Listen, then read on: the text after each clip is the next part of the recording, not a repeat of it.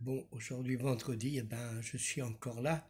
On m'a dit de m'approcher un peu parce qu'on n'écoute pas bien les paroles. Il paraît que je parle un peu bas, mais c'est que je suis à la maison et naturellement avec ma fille qui étudie et mon fils qui est en train de travailler à la maison, télétravail, il faut que je parle un peu plus bas.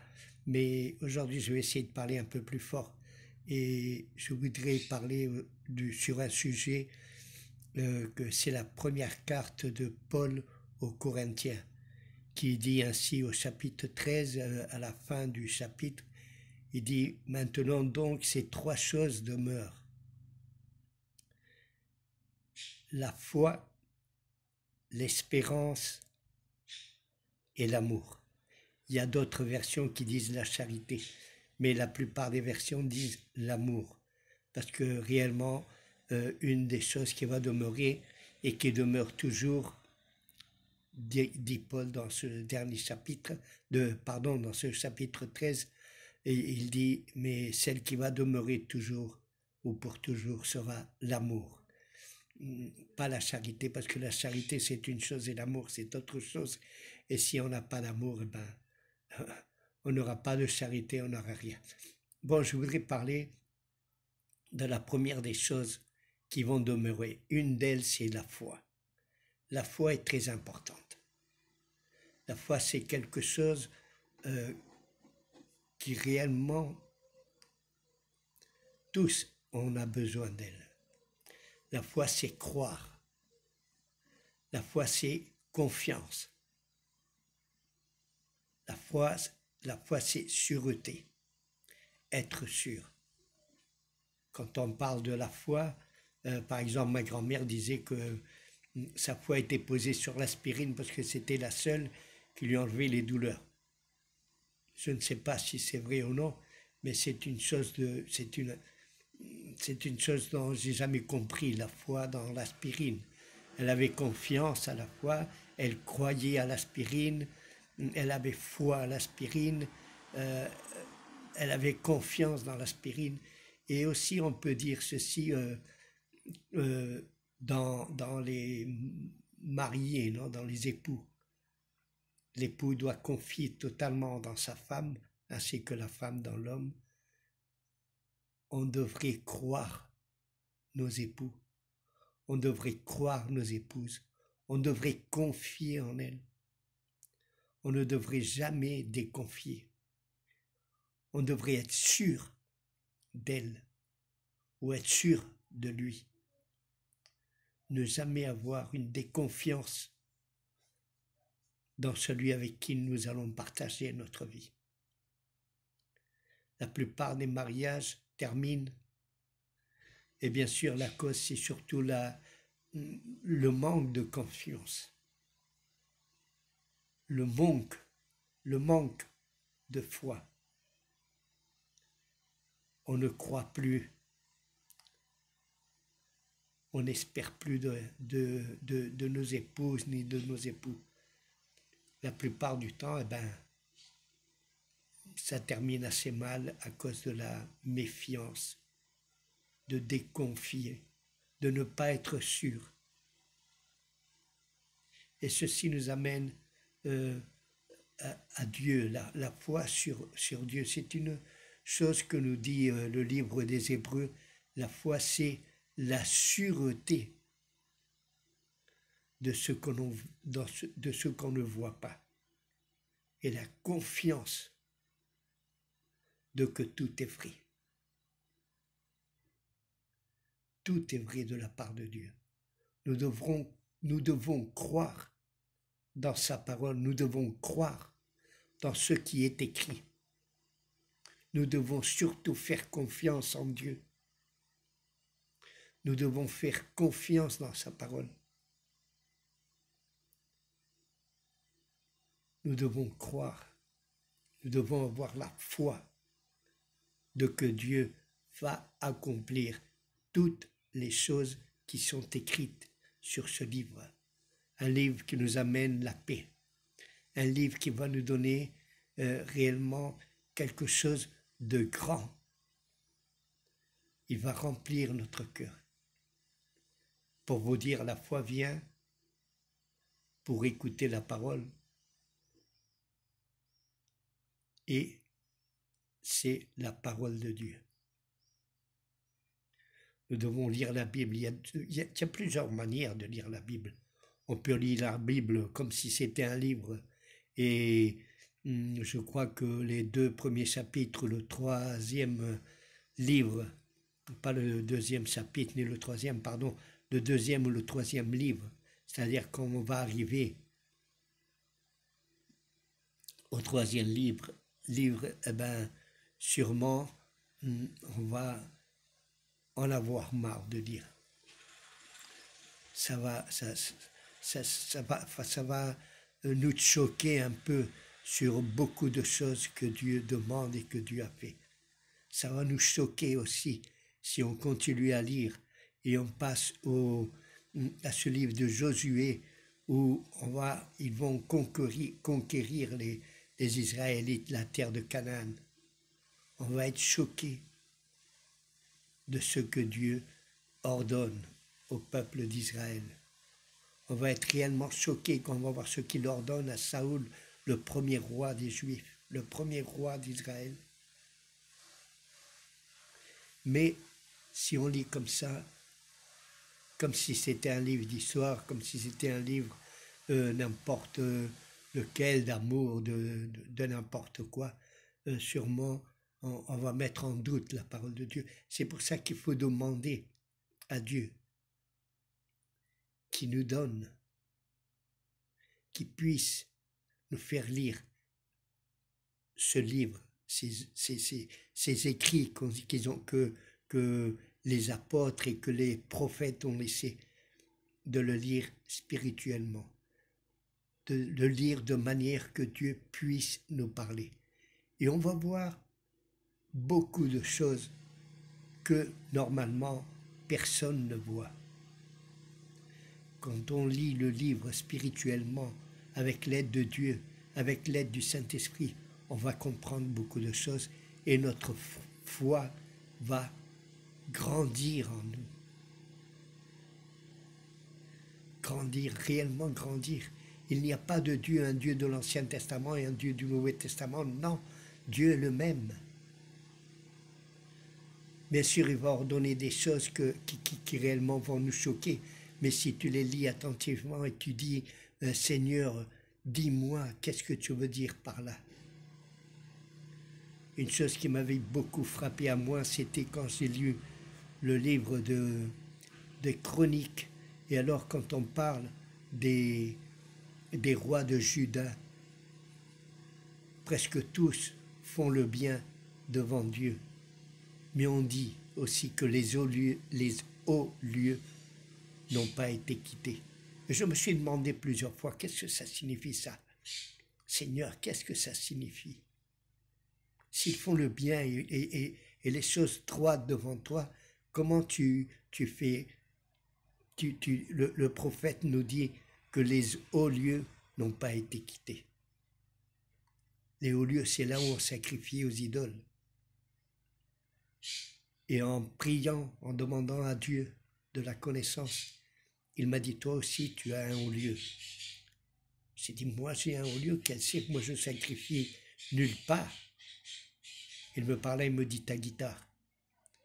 Et, chers amis, j'ai bien compris, parce que chaque fois que je voulais prier, que je voulais chercher de Dieu, s'il y avait une guitare à portée de la main, je prenais la guitare et je commençais à jouer, à toucher de la musique, à jouer de la musique, à chanter, et même si c'était des cantiques de Dieu.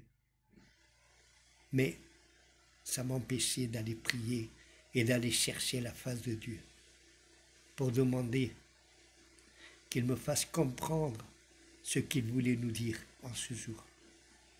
La foi en Dieu vient parce qu'on écoute et on écoute la parole de Dieu. Nous parlons de la foi, c'est-à-dire croire, confiance. Et on a aussi l'espérance. Ce monde a besoin d'espérance. Ce monde a besoin d'avoir un espoir. Espérer quelque chose. Espérer en quelqu'un. Le monde aujourd'hui a de l'anxiété. Il y en a beaucoup qui consultent des idoles, qui consultent les morts, qui consultent les cartes, qui consultent tout. Mais moi, je vais vous dire quelque chose. Ceci n'est pas la volonté de Dieu. L'espérance, c'est croire, avoir foi que tout ce qui est écrit va venir. Tout ce qui est écrit. Il n'y a pas le moindre doute. L'espérance, espérer en Dieu, espérer qu'après la mort, il y a quelque chose de plus. Comme on dit dans les évangiles, il est vrai que pour que le blé germe et les plantes germent, il faut que le noyau meure. Et une fois qu'il est mort et enterré, nous allons voir le fruit grandir et se multiplier. Pour nous, c'est le moment de savoir qu'après notre mort, il va y avoir quelque chose de plus. Et cela va dépendre où est notre espoir et où est notre foi et notre confiance. Nous devons croire la parole de Dieu. Nous devons espérer en Dieu. Nous devons savoir que Dieu est pour nous et est avec nous. L'espérance, c'est de savoir qu'on va être sauvé, on va être sauf. On va hériter la terre, la nouvelle Jérusalem. Et nous allons être saufs. Pourquoi? Parce que notre foi est en Jésus-Christ, qui est mort pour nous, et quand son sang a été versé, ce sang nous a couverts et nous a lavés et nous a enlevé les péchés. Seulement nous devons croire et avoir l'espoir et mettre tout notre espoir en lui. Il est difficile, mais il est vrai que nous devons avoir de l'espérance. Ce monde a besoin d'espérance. Ce monde a besoin de quelqu'un qui réellement lui parle et lui donne de la vie. Aujourd'hui, on ne confie plus dans les politiciens. On ne confie même pas dans les médecins. On ne confie même pas dans personne. Même notre voisin nous gêne. On ne confie pas en eux. On ne confie pas dans notre mari ou dans notre épouse. On ne confie même pas dans nos enfants. Nous avons besoin d'espérance, d'espoir. Un monde sans espoir est un monde mort, est un monde qui ne sert plus à rien. Si tu n'as pas d'espoir, pourquoi vis-tu? Il y a une chanson qui m'avait touché beaucoup dans un certain temps, c'était une de Joe Dassin qui disait « Et si tu n'existais pas, dis-moi pourquoi j'existerais. Et si tu n'existais pas, j'essaierai d'inventer l'amour. » Il va essayer d'inventer l'amour. Et l'amour, c'est Jésus-Christ. L'amour de Dieu, c'est Jésus-Christ. Nous devons croire en lui. Nous devons accepter son sacrifice. Nous devons reprendre notre espoir. Nous devons reprendre notre confiance dans la parole de Dieu. Nous devons surtout accepter le sacrifice de Jésus-Christ sur la croix. Nous devons réellement avoir de l'espoir dans ce monde. L'espoir est une chose très importante. Et il y a l'amour. L'amour, dit Paul, c'est le plus important de tous. S'il n'y a pas d'amour, il n'y a plus rien. S'il n'y a pas d'amour, on ne sert à rien. L'amour est sur toutes les choses. Si tu vois ton voisin en nécessité, donner, tendre ta main vers lui. Ton fils, ta fille, ton époux, ton épouse, tendre la main. Aujourd'hui, le monde vit sans amour. Chacun pour soi et Dieu pour tous, on dit. Quand Dieu dit que le premier commandement, c'est sûr, c'est aimer à Dieu sur toutes les choses, et Jésus leur dit, et le deuxième est le même. Aime ton prochain comme toi-même. Jean dit qu'il va nous parler d'un nouveau commandement qui est l'ancien commandement, c'est-à-dire aime ton prochain comme moi je t'ai aimé, a dit Jésus-Christ. Nous devons aimer notre prochain comme lui nous a aimés à nous. Lui nous a tout pardonné si on l'accepte. Il nous pardonne tout. Il nous fait fils de Dieu. Il nous donne le droit d'être adoptés comme fils de Dieu. Mais le monde a perdu le sens de la vie. Le monde a perdu l'amour. Aujourd'hui, comme je disais avant, les mariages se cassent. Et ce qui me choque le plus, c'est qu'ils disent l'amour c'est terminé. C'est pas vrai. L'amour ne termine jamais. L'amour est pour toujours. Tu peux terminer l'attraction. Ça peut se terminer le sexe. Tu peux t'ennuyer avec le sexe, tu peux t'ennuyer avec ta femme, tu peux t'ennuyer de parler toujours les mêmes choses, tu peux t'ennuyer. Mais l'amour ne termine jamais. Ce qui veut dire que réellement on n'a jamais aimé notre épouse ou notre époux. On n'a jamais aimé nos enfants, on les laisse tomber. Combien de mariés laissent tomber leurs enfants? Combien s'en vont et laissent leurs enfants? Combien ont pris leurs petits quand ils sont nés, ils l'ont mis dans la poubelle? Il n'y a pas d'amour. Le manque d'amour, c'est quelque chose de très important.